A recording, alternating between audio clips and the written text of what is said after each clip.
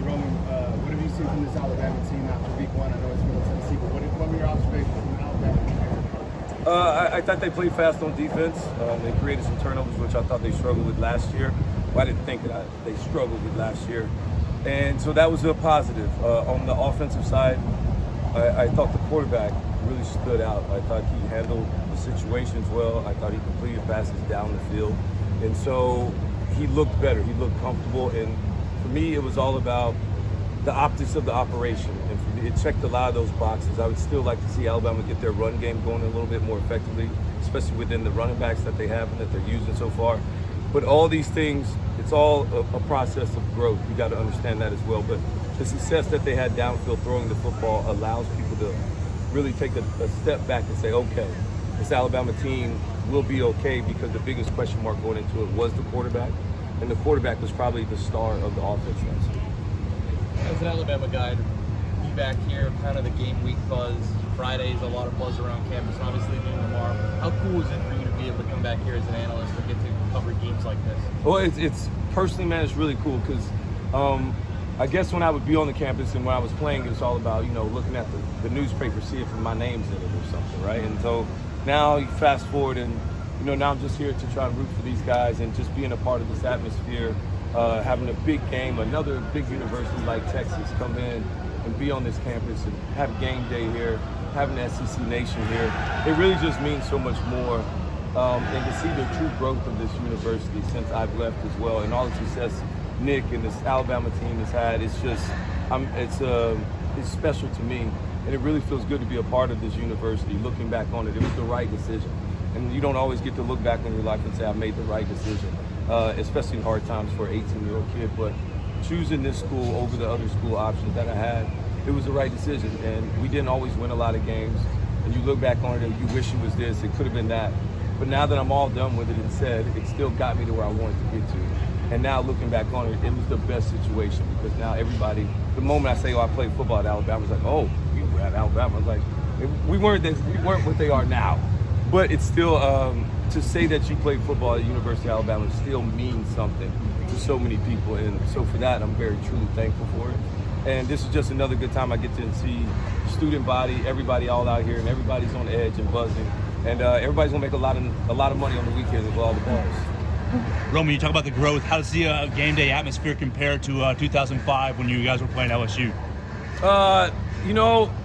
We lost that game, so it kind of sucked. But I guess I can't wait to see it. I'm gonna be up rolling around on my scooter tomorrow, kind of early, seeing how the game day action's going, who's up, who's getting it going. It'll be fun. These games are the ones that people talk about. These are the ones that you remember when you get out of school. You're like, man, you remember game day, you remember this moment. This is what you come here for. These are why you go to the big schools, the big rivalries in the SEC or whatever these big conferences are. And this is what it's all about. This is why you come to school like Alabama, because you want to play in this game. And if you shine in this game, you're going to be the name that people talks about nationally. You're going to be the one that's going to get your name called to go play on Sundays. And so it's an opportunity. I think the biggest thing is it's an opportunity for both of these schools, for both of these teams. For Alabama to say, hey, we are still Alabama. This is the first time in many years where Alabama wasn't just picked to just win the West and win the SEC. Other people picked other teams. So now there's an opportunity for Alabama to say, no, we're still that team. And it's an opportunity for Texas as well, where last year they feel like they had a chance to beat Alabama. They did not. And everybody said that they're picked to win the Big 12. And they got to go out there and prove it at some point. And this is another opportunity for Texas as well to go out there and say, actually, we are as good as what everybody thinks we can be. And we're coming into the SEC. This is just a moment before it really going to happen and what we're going to be able to do in the SEC full time. Roman, do you feel like Alabama likes when people doubt them or maybe try to pick the other team that they're playing? For sure. You know that. I mean, Nick calls it reverse rap wars. He loves it. It's something that you don't get all the time. And it's almost like, when I give my kids Skittles, they don't get them all the time, so when they get them, they love them. And, when you don't get those things all the time, when everybody's always praising you, you're just trying to keep everybody humble. And then when all of a sudden somebody doubts you, you're like, man, this is it. This fuels my fire. I mean, the doubters and the negativity fueled my whole football career. And so always been able to turn the doubt and the negativity into something that you use to really push you forward and say, whether they said it or not, the Michael Jordan in the 30 for 30, the last dance, I mean, he hated everybody at times, and nobody said any of those things. He was just making it up in his mind. But that's what you do. That's what the great ones do. They find ways to get an edge. And if this is Alabama's edge, it's going to be a great one. I think they should use it and let this thing burn. And all the naysayers, I'm with it. I'm completely with it. When teams have beaten Alabama in the stadium in the past, they've had exceptional quarterback play. Do you think Correct. Quinn Ewers is going to be good enough to come in here and beat Alabama? I think he is good enough to do it, but it's going to be, for me, it's going to come down to these things. Alabama has to recognize, because it's not just Quinn Ewers. It's recognize what Steve Sarkisian wants to do within this offense and how they're going to try and execute versus you. Now, the best thing about playing Texas last year is you have tape on what they tried to do against you last year. That's why in the NFL, it's really hard to beat teams 2 and 3 times. It's just hard. We get film on you, we know exactly what you're going to do, and now we're going to prepare for those things. So understanding, when you get an earned first down, not P and 10. P and 10 is possession and 10. I'm going to go real football jargon for you guys right now. Give it to us. All right, P and 10, that's possession and 10. You just get the ball, first possession, first and 10. That's fine. They're not going to do anything. When they earn first down within the 45-yard line to the other 40-yard line going in, earn first down is shot zone. First and 10, second and 10, second and 8. They are going to take a shot. Understand that. Play coverage. Understand where Xavier Worthy is at the different positions, because that is the guy that they want to get the ball to down the field. Whether they motion him into a stacked slot position to make you back off. Understand where you're going to press him at. There's no reason to press him inside out. You should press him outside in. All these little things like this, and understand how they're going to build these formations to get these guys open. That matters too. And when your guy's blocking, go get the quarterback, because you can't sit back there. They're not running 10-yard routes. They're running 35-yard routes. So you're not going to help anywhere covering grass. Go get the quarterback, speed up the timing.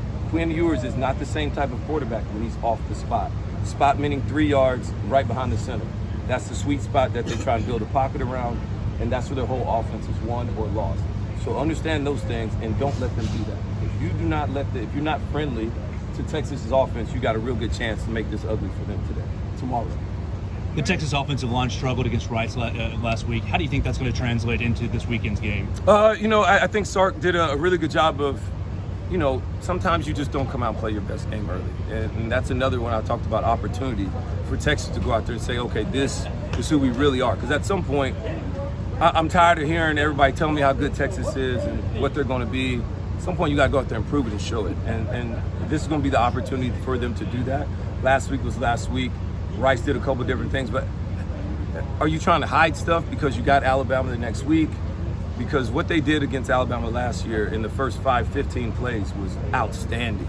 It came out on fire. The tempo, the pace, the formation changes, all these different things is really, really good. And so I would anticipate that they're going to do a lot of those same situations and really try and play with a different pace to try and throw Alabama and all this communication off that they like to do on the defensive side. And all you got to do is get up once.